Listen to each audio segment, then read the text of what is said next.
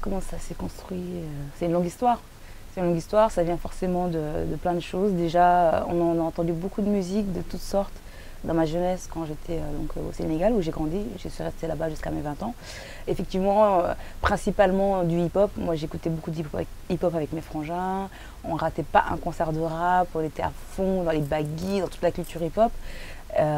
Et puis, un grand frère aussi musicien, qui a été le premier parmi dans ma fratrie à être musicien, donc un oncle musicien, donc beaucoup de musique quand même nous a accompagnés dans ma jeunesse, ma fratrie et moi. Et puis arrivé en France, j'ai pas forcément fait de musique au départ, en fait, j'ai fait un petit peu de rap au Sénégal avec un collectif hardcore hip-hop là-bas, Bataillon Blindé, chez qui j'ai appris à rapper clairement. Et quand je suis arrivée ici, c'était pas le truc, c'était pas comme une nécessité en vrai. Je suis arrivée, j'ai fait mes études, j'étais dans la peinture, je peignais beaucoup. Et en 2007, ça m'a rattrapée à travers l'écriture en fait. C'est-à-dire que la musique, elle est arrivée aussi, pas juste par le son, mais par le propos plus qu'autre chose. Parce que je suis entourée d'une famille d'artistes, écrivains, musiciens, metteurs en scène, réalisateurs, et des gens qui ont une très haute idée de la création. Donc, et du fait de créer quelque chose et de se mettre en scène. Donc c'était pas une évidence d'aller se mettre en scène, etc. Seulement, une fois que les textes étaient là et que l'envie était là de les dire et de les dire en musique, il a fallu trouver son chemin. Et le style, on va dire plutôt hip-hop, jazz, hip-hop était la première sonorité qui m'est venue naturellement. Du coup, donc j'ai travaillé avec un beatmaker avec qui on a fait des choses plutôt soul, jazz, dans des influences hip-hop, jazz, mais encore new soul.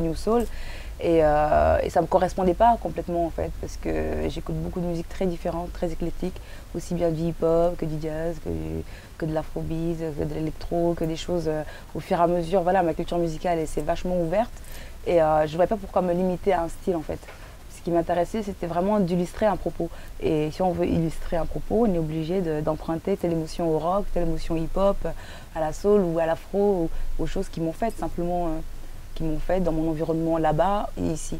Et l'idée, voilà, donc on en est arrivé là, quoi. Am I getting mad anyway? Am I getting older and why? By the way, time is passing by in which way? All my feelings.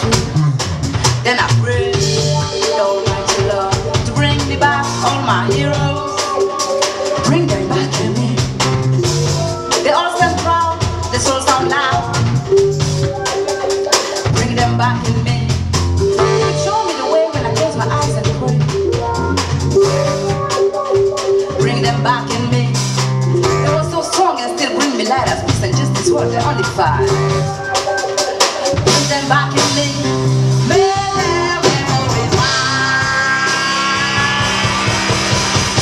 I wanna be like the heroes I love.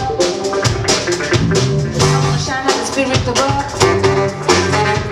I like being able to change the world. No blood sweat, no weapon, just with the word. I know the power is in our hand, no doubt. Like the heroes I love.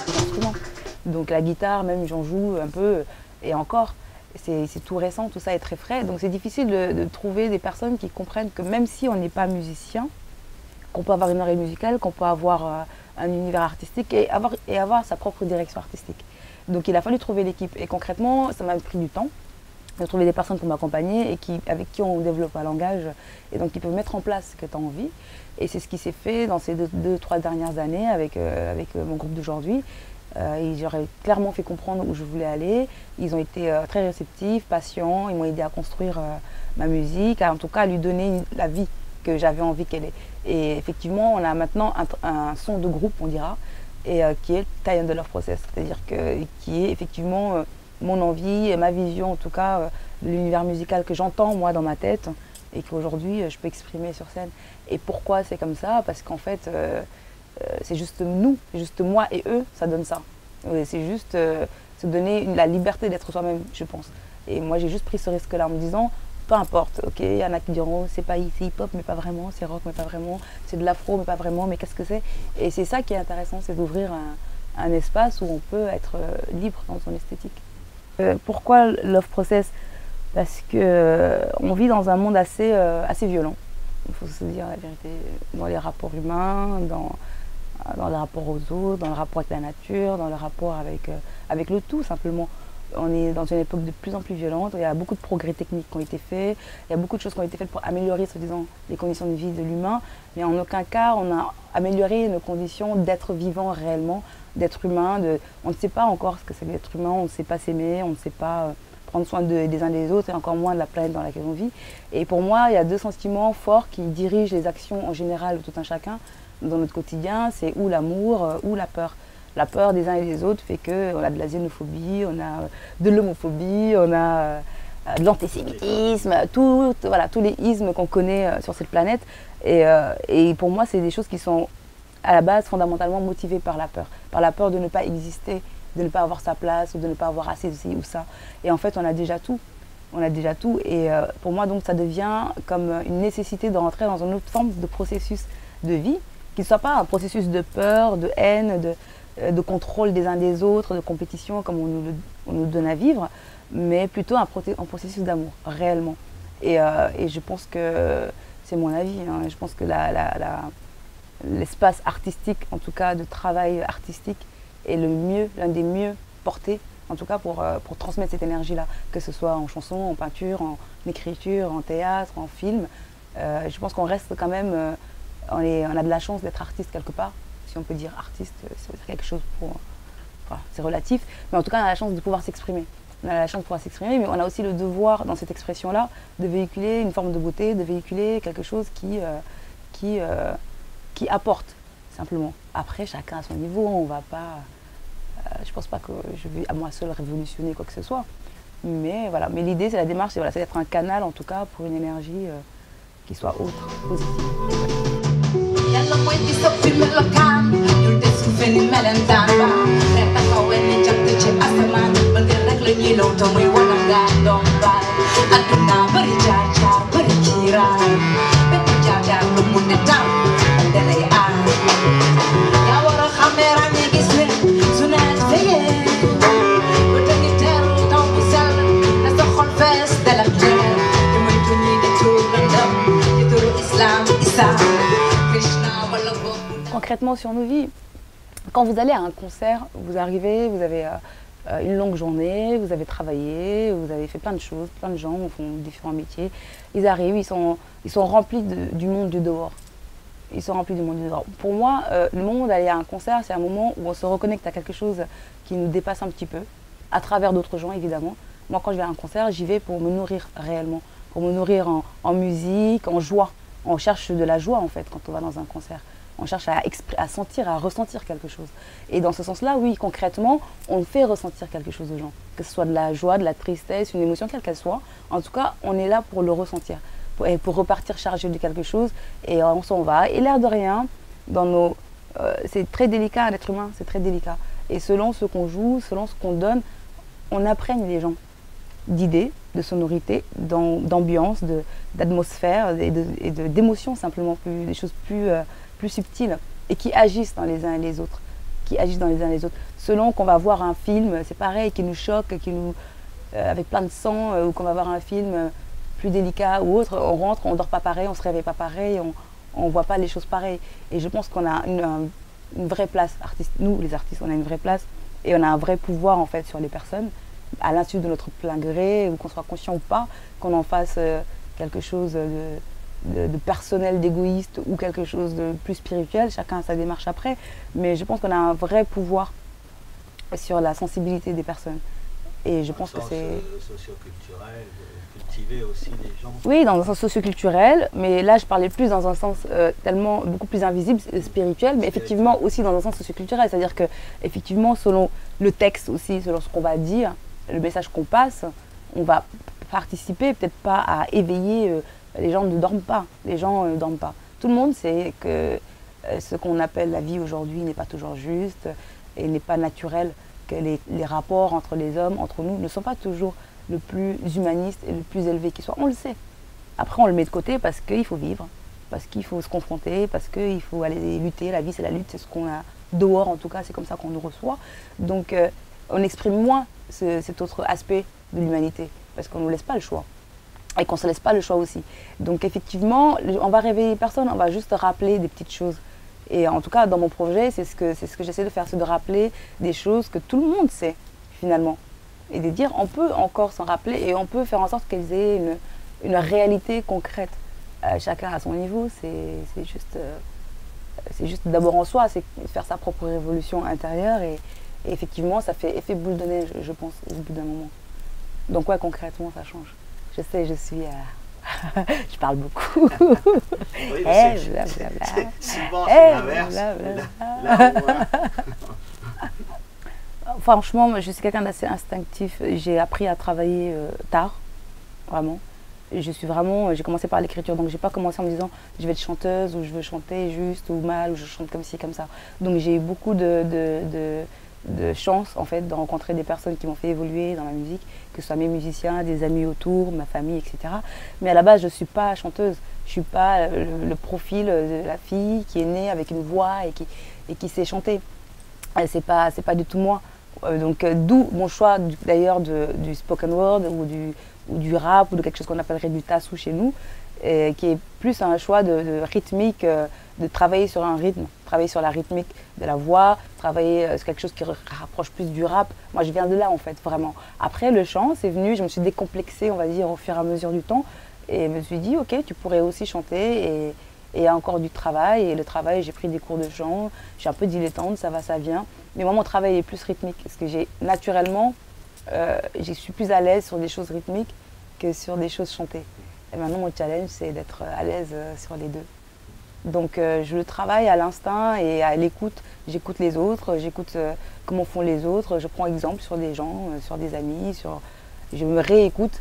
C'est-à-dire qu'aujourd'hui, on a la possibilité avec la technologie de s'enregistrer, de se réécouter. Et ça fait du bien de se mettre en face de ses propres erreurs. Donc, je réécoute les concerts, les répétitions, les choses qu'on enregistre. Et chez moi, j'apprends à respirer, comme me dit ma prof de chant, et à trouver les bonnes rythmes.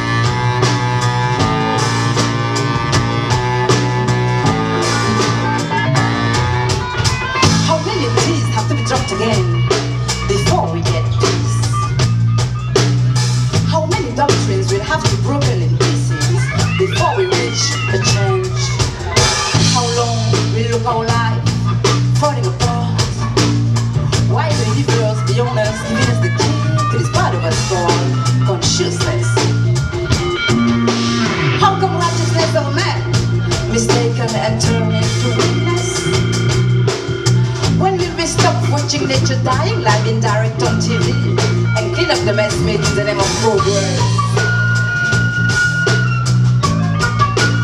Ça n'a aucune importance pour moi de donner un nom. Pour moi, c'est encore une façon de se fermer et de se mettre des limites et de vouloir après ressembler à ce qu'on s'est donné comme nom. L'idée, pour moi, la musique, elle est vaste. Aujourd'hui, on n'invente rien. Il y a eu tellement de musiciens, il y a des gens qui ont vraiment révolutionné la musique, il y a des choses qui sont fondamentalement des bases. Miles Davis, des mecs comme ça, tu peux pas... Voilà. Donc on a des bases de personnes qui ont ouvert des portes dans la musique, que ce soit dans le rock, le jazz, le blues, de la musique africaine ou autre, des gens qui ont ouvert des portes. Maintenant, elles sont toutes enfoncées et aujourd'hui, on a du tout. Donc moi, je ne me limite pas à un nom, à de catégories de style de musique. L'idée, c'est de rester libre, c'est-à-dire que je veux vraiment que selon ce qu'on a envie de dire, qu'on trouve la bonne émotion. Et ce n'est plus une question de style. C'est une question de qu'est-ce que tu as envie de dire et comment tu le donnes. Et c'est plutôt ça qui m'intéresse. Donc le nom, aujourd'hui je dis Afro Space Poetry parce que les gens veulent des catégories et je trouve ça drôle de mettre Afro Space Poetry parce que je vous pose la question aussi justement pour voir justement si on peut dépasser cette idée toujours de catégorie. Oui, on peut le dépasser. Après, si on veut s'inscrire dans l'industrie et qu'on fait de la musique pour l'industrie, effectivement, on va chercher un nom pour entrer dans le bon bac à la FNAC, ce qui pour moi n'a pas vraiment d'importance. C'est-à-dire que moi, je ne suis pas allée à la musique en me disant je vais faire une carrière musicale. Non, j'y suis allée comme une nécessité de dire quelque chose. Je n'aurais rien à dire, je fermerai ma gueule et je resterai chez moi.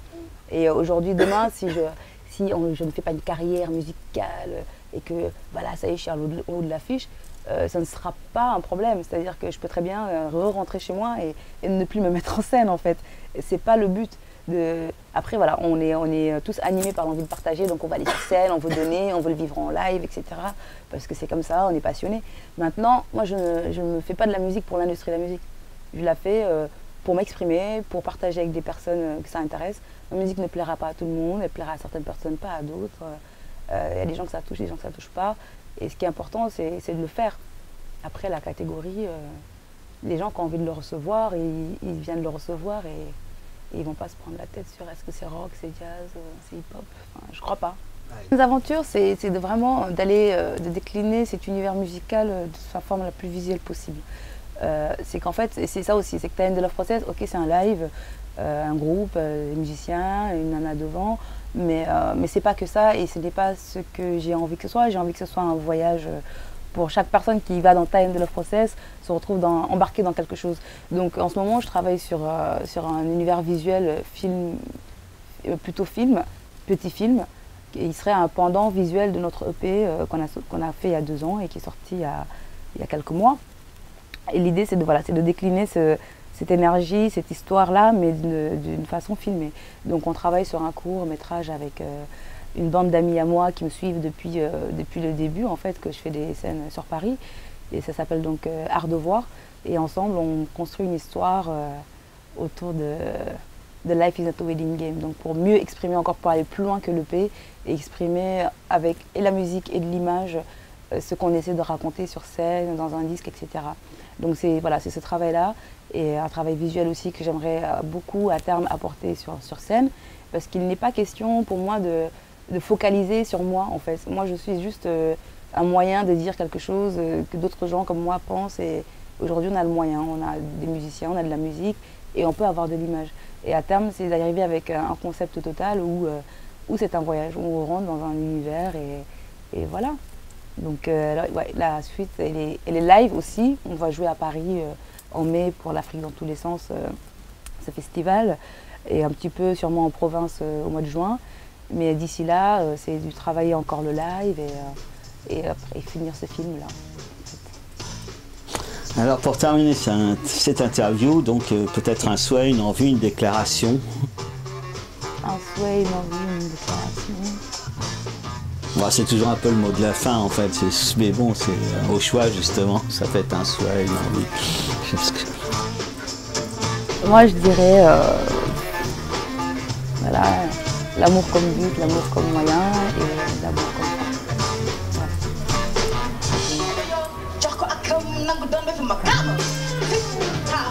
Merci à vous. Merci.